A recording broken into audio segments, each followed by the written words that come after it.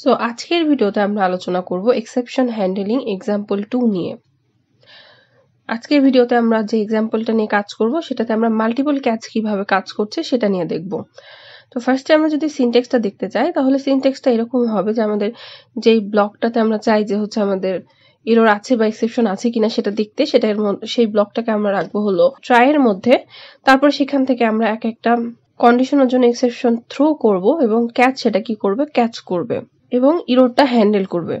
তো যেহেতু আমরা বলছি মাল্টিপল ক্যাচ ব্লকস, তাহলে এখানে আমাদের মাল্টিপল ক্যাচ থাকবে। তাহলে এখানে আমাদের এক একটা কন্ডিশনের জন্য আমরা যে এক্সেপশনটা থ্রো করব, এক একটা ক্যাচ সেটার টাইপ অনুযায়ী সে এক্সেপশনটাকে ক্যাচ করবে। সো এটা আমরা এক্সাম্পলে গেলে ভালো মতো ক্লিয়ার হব। তো আমরা এক্সাম্পলের দিকে আগাই। তো আমাদের এখানে আমরা মেইন ফাংশনের মধ্যে যে কাজটা করছি, ফার্স্টে একটা ভেরিয়েবল নিচ্ছি যার নাম দিয়েছি আমরা হলো চয়েস, আর যার টাইপ হচ্ছে এখানে আমাদের ইন্টিজার। এই যে ইন্টিজার টাইপের আমাদের চয়েস ভেরিয়েবলটা আমরা নিয়ে নিয়েছি। এখন আমাদের যে কোডের মধ্যে আমাদের দরকার যে আমরা এক্সেপশনটা খুঁজবো বা আমাদের এক্সেপশনটা থাকতে পারে, সেই কোডটুকু আমরা ট্রাই ব্লকের মধ্যে রাখবো। তো এখানে আমরা ট্রাই ব্লকের মধ্যে ফার্স্টে হচ্ছে ইউজারের কাছ থেকে ইনপুট নিচ্ছি তার চয়েসটা। তো আমরা মেসেজ প্রিন্ট করছি জাস্ট এন্টার এনি চয়েস, দেন আমরা এই চয়েসটা ইনপুট নিচ্ছি। চয়েসটা অবশ্যই ইন্টিজার টাইপের হবে। তাহলে আমরা এখানে কন্ডিশন দিচ্ছি যে যদি if choice exact equal to 0 হয় তাহলে আউটপুট শো করবে হলো হ্যালো।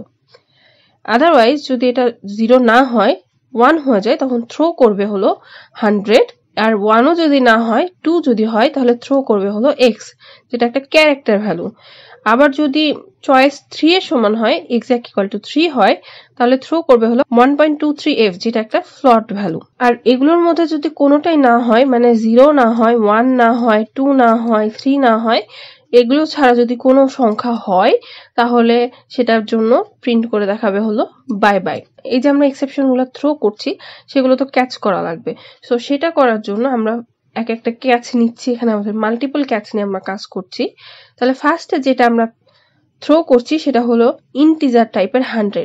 তাহলে যে ক্যাচটার প্যারামিটার ইন্টিজার আছে সেটা পাবে হলো এই ইন্টিজার ভ্যালুটা। এটাতে আমাদের ইন্টিজার টাইপের প্যারামিটার আছে, সো এইটা পাবে হলো আমাদের এই 100টা।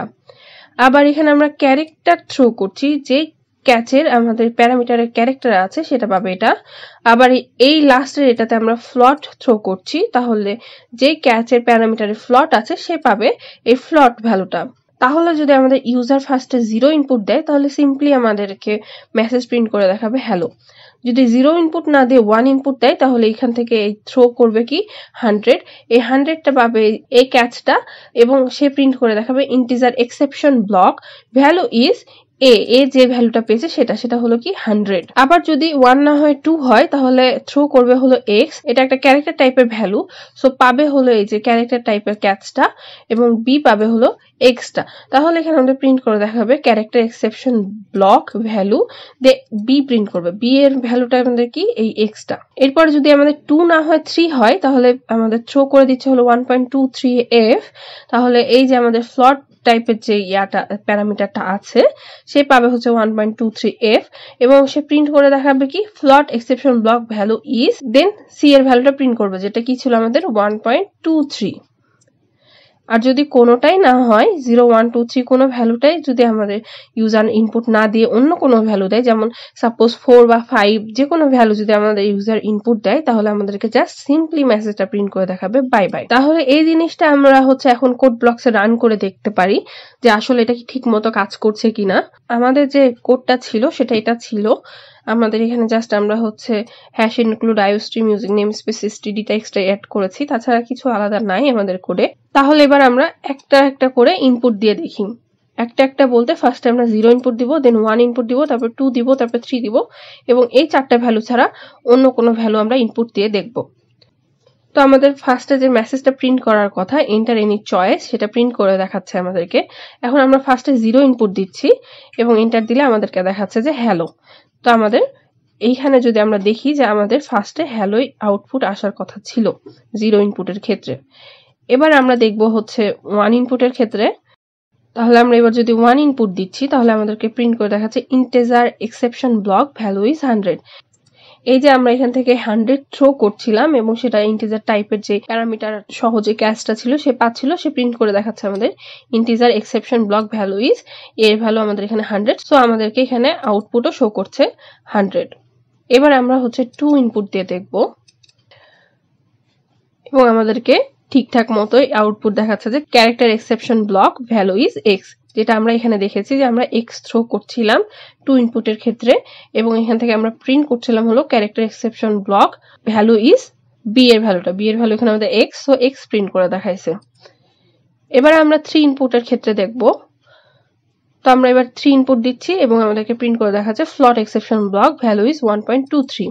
তাহলে আমরা যদি দেখি এখানে আমরা 3 ইনপুটের ক্ষেত্রে আমরা থ্রো করছিলাম 1.23 এবং প্রিন্ট করছিলাম হলো এখানে float exception block value is C এর ভ্যালু 1.23।